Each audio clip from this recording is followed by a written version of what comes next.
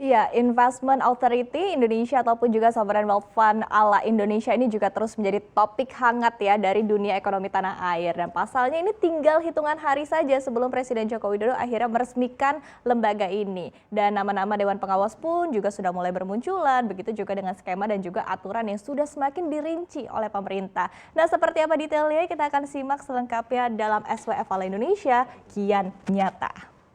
Nah, sebentar lagi Presiden Joko Widodo ini akan meresmikan ya Sovereign Wealth Fund atau SWF ala Indonesia yang akan diberi nama Indonesia Investment Authority ataupun juga Lembaga Investasi Indonesia ataupun juga Lembaga Pengelola Investasi Indonesia. Nah, meskipun kepastian tanggalnya hingga saat ini masih jadi misteri. Sebelumnya kita akan ulas terlebih dahulu ya, seperti apa sih sebenarnya SWF ala Indonesia ini? Nah, jadi berbeda dengan SWF di negara-negara lainnya, Indonesia Investment Authority ataupun juga LPI ini nanti akan menjadi wadah ataupun juga kolam dari penggalangan dana dari investor-investor asing untuk proyek-proyek yang ada di dalam negeri. Dan ini nanti diutamakan untuk proyek-proyek infrastruktur. Dan untuk menarik investor asing maka diperlukan ya permodalan yang cukup hingga akhirnya membuat lembaga ini tampak menjanjikan. Dan menurut mandat dalam UU Ciptaker, modal awal ini adalah sebesar 15 triliun rupiah.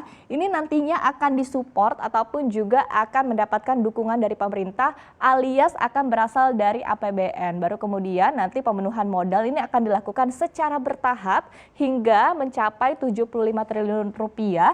Dan ini dananya akan ataupun juga akan berasal dari berbagai sumber. Di antaranya adalah penyertaan modal negara ataupun juga PMN ataupun juga sumber-sumber lainnya seperti dana tunai, barang milik negara, piutang negara kepada BUMN ataupun juga PT dan juga saham negara kepada BUMN dan juga PT. Nah, kemudian dalam UU Ciptaker ini juga rupanya merinci ya struktur dari lembaga ini di mana nantinya akan ada terdiri dari Dewan Pengawas, kemudian juga ada Dewan Direktur. Nah, untuk Dewan Pengawas ini disebutkan bahwa nanti akan terdiri dari Menteri Keuangan yaitu adalah Ibu Sri Mulyani, kemudian ada juga Menteri BUMN Erick Thohir dan juga 3 anggota lainnya yang terdiri dari kalangan profesional. Nah, rupanya nama dari ketiga Dewan Pengawas untuk kalangan profesional ini pun juga sudah muncul nih ke publik. Siapa sajakah kita akan lihat di slide yang selanjutnya.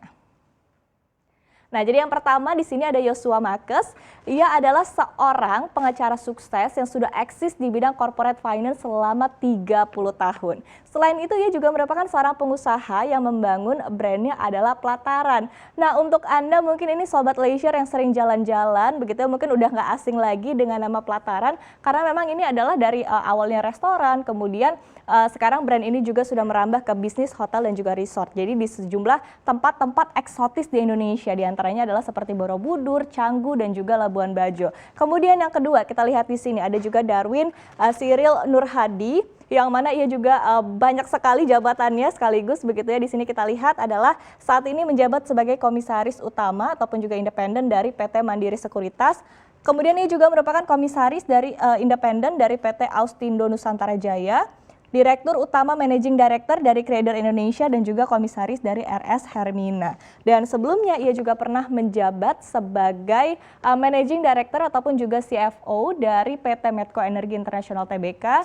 Kemudian juga dirut dari PT Bursa Efek Indonesia dan juga Eksekutif Director dari PT Dana Reksa serta sederet pengalaman dan juga prestasi lainnya.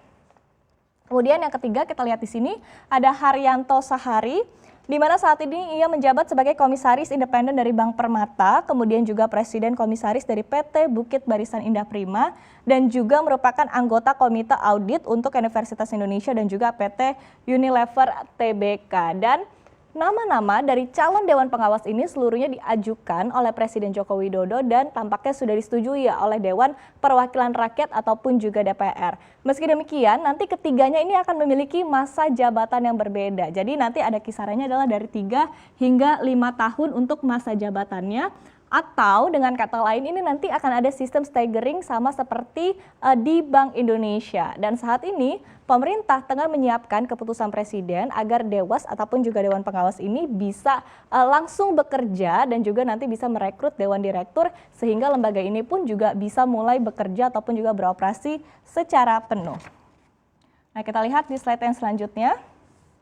Nah, meskipun sebetulnya saat ini sudah on track begitu ya, namun sebetulnya masih banyak nih tantangan yang akan dihadapi oleh SWF ini. Jadi kita akan coba list apa saja tantangannya.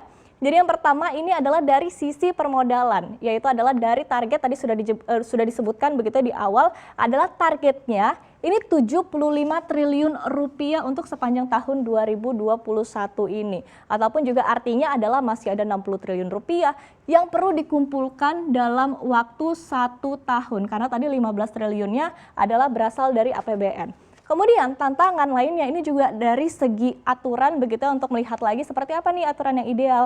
Ini agar bisa menarik banyak investor masuk tapi juga tetap bisa memberikan keuntungan bagi Indonesia. Dan saat ini pemerintah tengah menyusun aturan begitu ya untuk perpajakan khususnya ini agar bisa memberikan daya tarik untuk investor.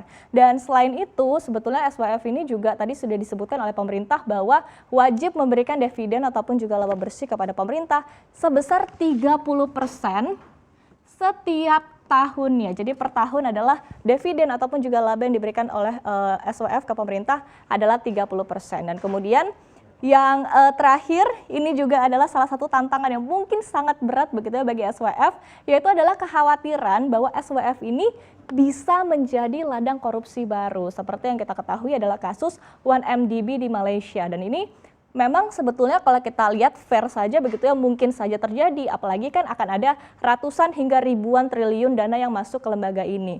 Maka dari itu pemerintah menekankan ini telah memilih Dewan Pengawas dengan amat sangat hati-hati dengan melihat track recordnya selama ini, dan juga ke depannya LPI ini akan menerapkan transparansi akuntabilitas. Dan selain itu sistem dari SWF ini akan cenderung partnership ke suatu proyek sehingga nanti akhirnya dampaknya bisa langsung dirasakan oleh masyarakat. Kita lihat di slide yang terakhir. Nah, kemudian jadi tadi juga disebutkan ya bahwa setidaknya ratusan hingga ribuan triliun ini akan masuk ke SWF ini, di mana sebelumnya Presiden Joko Widodo juga sudah mengklaim bahwa setidaknya akan ada 5 negara yang sudah tertarik untuk berinvestasi melalui SWF ini. Jadi diantaranya adalah Amerika Serikat, Jepang, ada Uni Emirat Arab, kemudian juga ada Kanada, dan juga ada Arab Saudi. Nah, di mana sebetulnya kalau kita lihat di sini ya, jadi kita lihat satu persatu.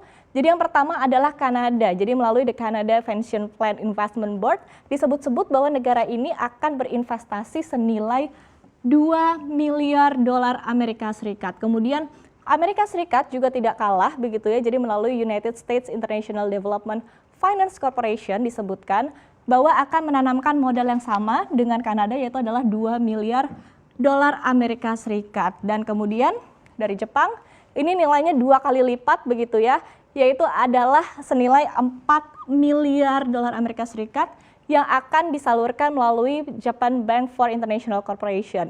Dan ada juga Uni Emirat Arab yang sudah berkomitmen kepada Presiden Joko Widodo, ini adalah nilai investasinya 22,8 miliar dolar Amerika Serikat. Dan ini belum diresmikan. Bagaimana nanti ketika sudah diresmikan, ini juga artinya mungkin saja masih akan banyak lagi dana-dana dari luar negeri yang akan masuk ke Indonesia. Nah, dan tentu kita harapkan ya, ini alih-alih seperti 1MDB, SWF Indonesia ini kita doakan dan juga kita harapkan agar bisa besar ya seperti SWF di negara lainnya. Apalagi modal awalnya juga dari pemerintah yang juga kita ketahui ini berasal dari uang rakyat untuk modal awal. Jadi tentu harapannya juga bisa memberikan keuntungan yang besar pula bagi rakyat Indonesia.